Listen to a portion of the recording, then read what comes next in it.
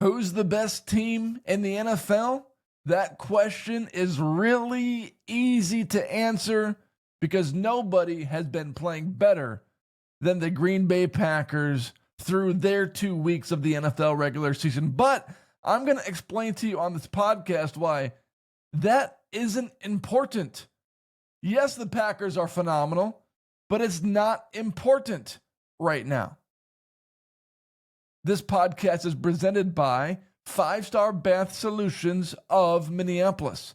Affordable transformations, beautiful solutions. 5-Star Bath Solutions of Minneapolis. So the Packers dominate the Washington Commanders, holding them to 3 points at halftime and to 18 points throughout the contest.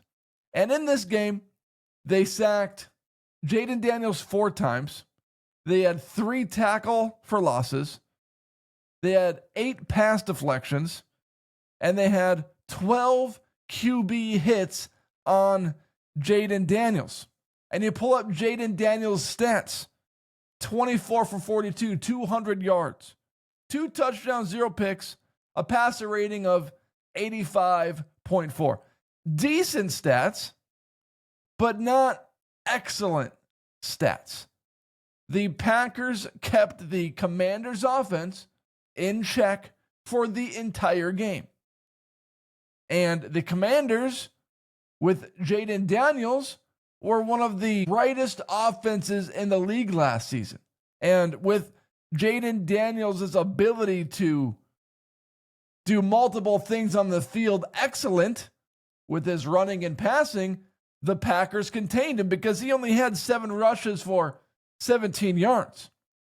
Last week against the Detroit Lions, the 15-2 Detroit Lions from last season, yes, they lost their offensive and defensive coordinators to head coaching positions, but they brought back the quarterback, they brought back their running back duo, and they still have their phenomenal wide receivers. The Lions scored 13 points. The Packers traded for Micah Parsons, and he hasn't even been entirely healthy through this point of the regular season because he came over with some kind of back situation. But you pull up the Packers' defensive statistics versus the Lions. 4 sacks, 9 TFLs, 2 pass deflections, and 9 QB hits. The Packers' offense has been good. 27 against the Lions, 27 against the Commanders. But the story has been their defense. 2 teams last year that had phenomenal offenses, the Commanders and the Lions, have been limited to the point where they've been completely flummoxed offensively because of the Green Bay Packers pass rush and their ability to defend in the secondary. But here's why it doesn't matter. The Packers started the season 2-0. And from the standpoint of it not mattering, of course, it's better than starting the season 0-2. This kind of start to the season is all about positioning, right? You can't start 0-2, but a dominant start to the degree that the Packers have dominated doesn't really matter either. Because, yes, people are already claiming, like me, that the Packers are the best team in the league. But it's not about being celebrated after week 2. It's about being celebrated the last week in February. The Detroit Lions are a perfect example of this. A 15-2 regular season, just completely annihilating teams throughout the year.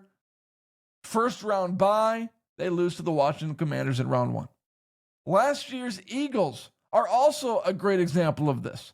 The Eagles start the season 2-2.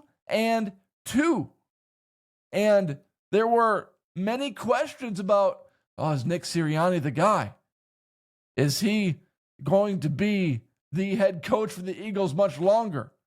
And then they find a hot streak in the middle of the season after they pounded some crappy teams, and they win the Super Bowl.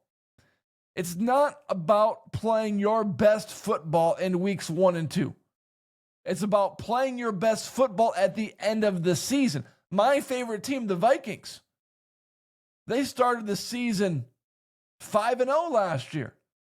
And I went on my podcast and said, great start, but it don't matter if you're playing poorly at the end of the year. And sure enough, the Vikings offense at the end of the year completely went into the tank. And yes, the Packers have clearly showed that they are the best team in football right now. But if you're not playing your best football at the end of the season, that doesn't matter. And when I see a team like the Packers playing their best football of the season right now, beating up on 2 playoff teams last year that people had high expectations on again this year, it makes me question if this is something that they can keep consistent throughout the regular season. There's no way that the Packers are going to play this great at the end of the regular season and into the playoffs, because they are playing their best football of the season right now. And my point is, it doesn't matter. Nobody gives you a Lombardi trophy for starting a season 2-0. You get a Lombardi trophy by playing your best football in November, December, and January and February when it gets cold. And good start, great positioning. But there's no way they can sustain this level of success throughout the regular season. I mean, they kept Jared Goff in check. They kept Jaden Daniels in check. And the Packers offense has been rolling. Jordan Love, 2 touchdowns, 0 picks against the Lions. Jordan Love, 2 touchdowns, 0 picks against the Washington Commanders. But at the end of the season, when things get a little bit tight, are they going to be able to sustain this level of greatness? And I don't think so. So there's no question. The Packers are the best team in their division and the best team in the NFL based on what they are producing defensively and what they are producing offensively. But to sustain this throughout the regular season and into the playoffs, I think is impossible. But the way I compare it to would be a couple getting married. Yes, you get married, you have the party, you go to the honeymoon, you're in the honeymoon phase. The honeymoon phase does not continue throughout the rest of the marriage. You come back and the honeymoon phase is over. Right now, the Green Bay Packers with Micah Parsons and their spectacular defense and their offense that's clicking on all cylinders, they're all in the honeymoon phase right now. But I don't think they can continue this phase throughout the end of the season. Just like a honeymoon phase doesn't continue into the 30th year of marriage, I don't think the Green Bay Packers can continue this phase of honeymoon throughout the rest of the regular season and into the playoffs. And I did a podcast a few weeks ago discussing the Green Bay Packers and the Micah Parsons trade. And yes, it makes them a better team, obviously. But I think that what's going to end up happening is Jordan Love will be exposed at the end of the season when he is asked to deliver more than what he's doing right now. When he's asked to take a leap and become a top 5 quarterback in the league that can bring a Super Bowl to Green Bay, I think that's the time Jordan Love gets exposed.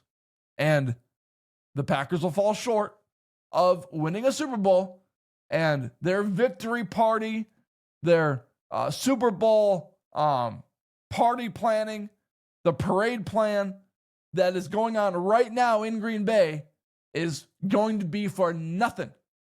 Nothing, not a zip. All right. Let me tell you about Hochland Farms beef because they have the best rotational grades, 100% grass-fed beef. Hochland Farms beef. 952-491-1541. Contact Jared. Tell him Tim sent you and give you 20% off your first order. You go to a grocery store for some steaks, chuck roast, and some beef, you're looking at $9 to $10 a pound. Contact Hochland Farms, and Jared will give you quarter beef, half-pound beef for roughly $4 a pound for all of it. It's financially responsible, and it's better for you. Hochland Farms beef. 952-491-1541.